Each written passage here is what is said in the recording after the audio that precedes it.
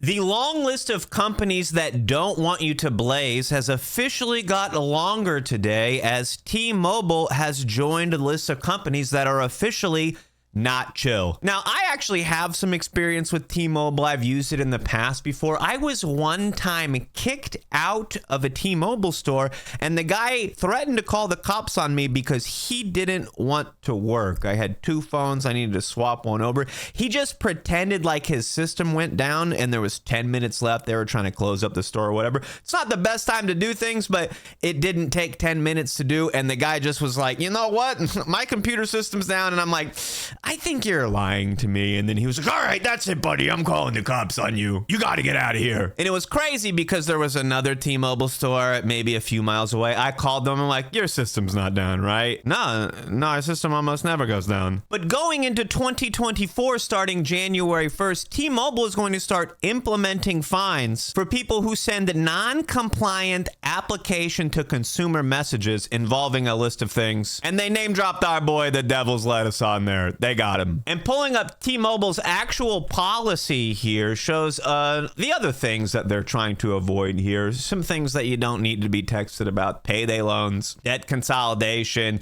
illegal prescriptions, gambling. Hey, buddy, you want to do some gambling? Come on over here. I mean, you can get a general sense of what they're trying to remove here, but the tiered offense will give you an idea of why you're probably not going to see these deals anymore, because any of the businesses that send these deal texts out are going to get a massive fine. Now, I like this right here. $2,000 for phishing or social engineering. How many texts do you get that are phishing scams? It's like 50% of my emails and 80% of my texts are scams.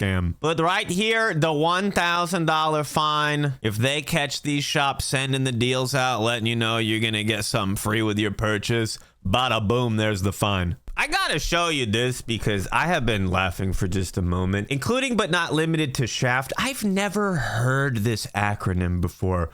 Shaft.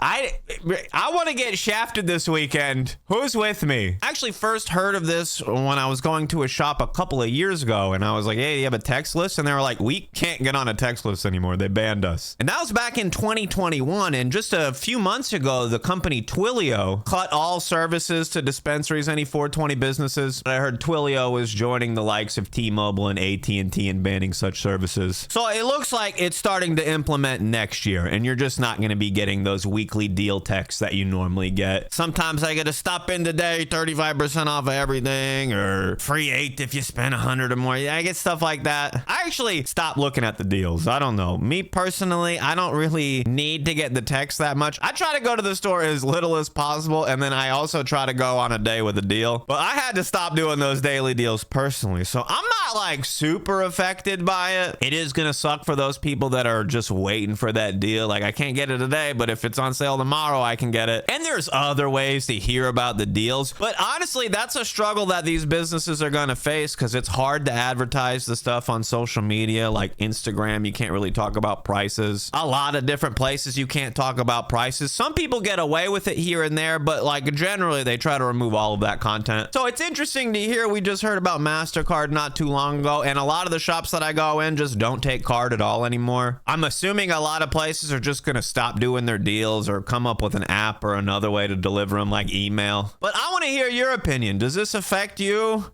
Is T-Mobile going a little crazy with this? It's true that as we get more and more legalization, I'm seeing more and more restriction. You see less in certain areas, but then some stuff like this comes out of nowhere and you're like, I'm not going to get texts about deals anymore. Leave me a comment. Let me know what you're thinking. Is anybody going to switch from T-Mobile? They're like, nah, bro, T-Mobile, you suck already. That was the last straw. I'm doing something different. Either way, don't forget to check out my new podcast, the High Chat Podcast, and come get high with me on Twitch at 9 p.m. Eastern. Have a lit day, my dudes.